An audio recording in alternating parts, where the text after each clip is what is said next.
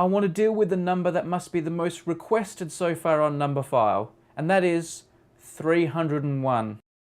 Now, for those of you who don't pay much attention to the YouTube view counters, you might wonder what the big deal is with 301, and let me tell you. When a new video is uploaded, and if it's quite a popular one, you'll quickly see the view counter rise and rise and rise, and then it will get to 301, and it will freeze. And it will stay on 301 for a day, maybe half a day, and then it will start counting to higher numbers as usual. Now, a lot of people have been very mystified by this and have asked us to check it out. I'm Ted Hamilton. I'm a product manager for YouTube Analytics. So there you go. I've got in touch with the people who actually count the YouTube views. That is correct. Well, we actually have the computers do it. We don't count them ourselves, but yes. So before we get to this whole 301 malarkey, what is a view on YouTube? I've always wondered, is someone just pressing play counting as a view? Well, that's actually a bit of a YouTube secret. A view should be a video playback that was requested by an actual user who got what they were intending to get and had a good user experience. We think of views as a currency, and therefore we have to make a significant effort to eliminate counterfeit views, if you will. Now, I know that all sounds a bit mysterious, and we will come back to it later on in the video, but let's crack on with this 301 figure. And you're going to find out counterfeit views actually have a bit to do with it. But the next thing we need to realise is when you watch any video, like this one for example, you're probably not all watching it from the same server.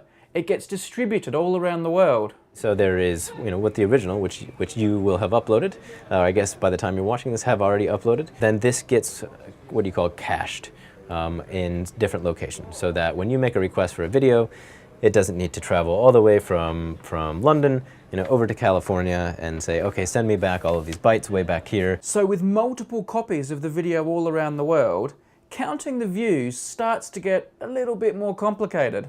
Here's you at your computer watching the video. If you make a request to this server is going to give you the video, right? And at the same time, this server is going to write a little message to a log. It's just one line in a log. Every once in a while, we collect all of these logs. So we'll ship this thing in from Central Europe or whatever into the central log collection area, aggregate them all together, and then go through and count them up.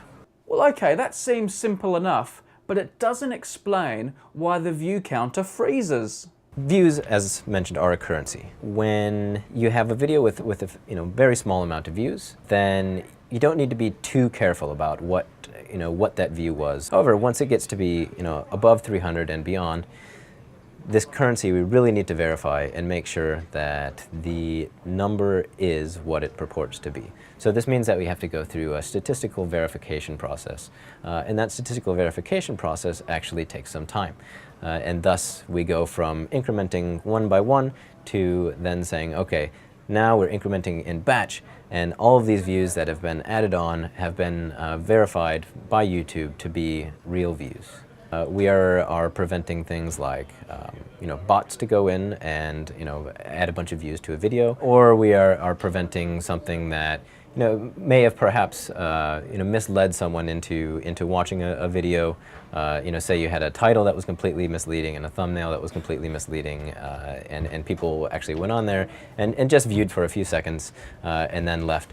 If you see that enough times, it's a fair enough indicator that something was wrong there, so that we might not authorize all of those to be legitimate views. All right, then they're verifying the numbers. They're checking everything. I guess we probably could have guessed that.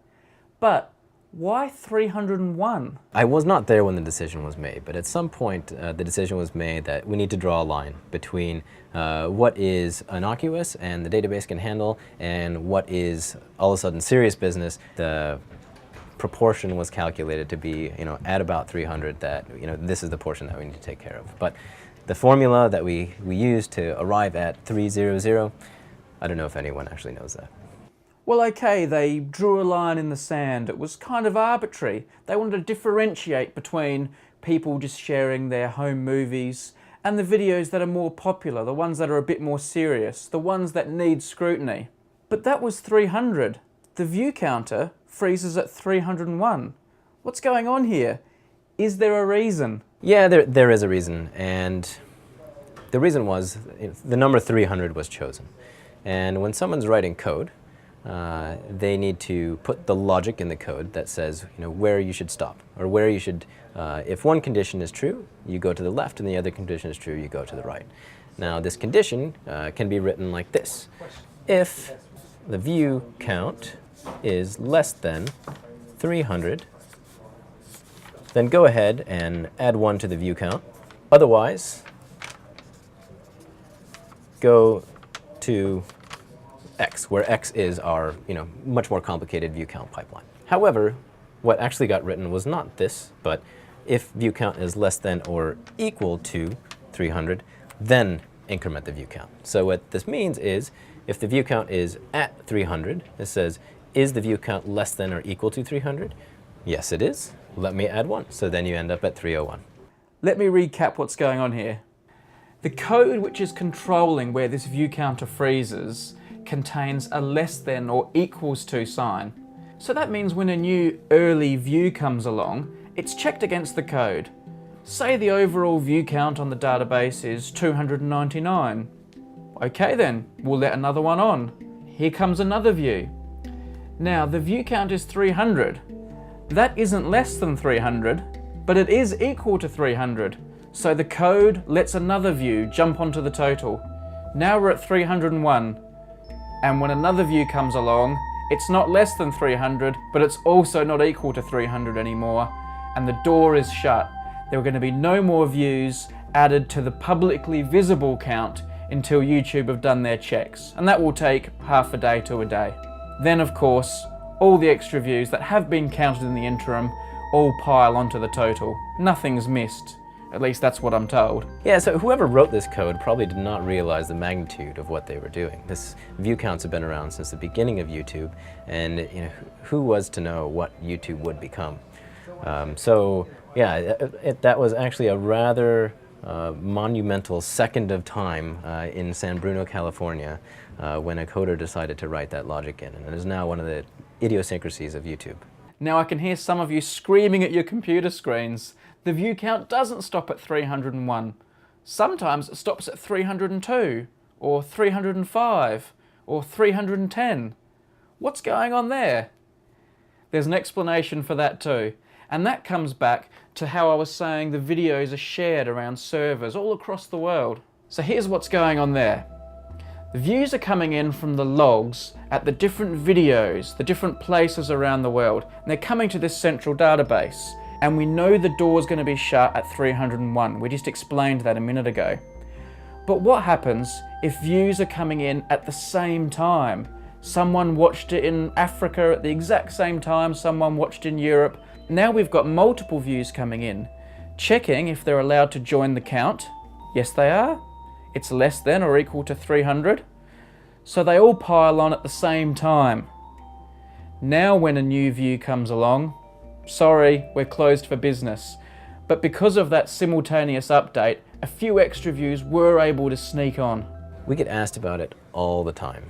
I wouldn't say that it causes angst, but it's certainly, I would classify it more as an annoyance. You can go and see a very popular video, and you look and you'll see that it has 2,000 likes and 300 views. That's a little bit interesting. Well, the issue there is that we don't put the likes through the same rigorous process, and likes are far fewer in magnitude, so our systems can handle them more easily. But the views do freeze, and it can result in some awkward situations, but that actually results in terrific videos like this. So. I did speak to Ted for maybe 45, 50 minutes and recorded it all. I've got loads of footage, a lot more detail, including a bit more about what constitutes a view, and I know some of you will want to see it. I haven't had time to edit it all just yet, but stay tuned because I'll be uploading that to Numberphile in the near future. And for those of you who don't like these ones that are a bit more about computers and the internet, I'm sorry. Numberphile is always unpredictable, and I promise next time it might be something you enjoy a bit more. At this point you can go wild, right? How many arrows do you want? So the next one, let's say we did 3 to the power of, or arrow, or whatever you want to call this. 3, well that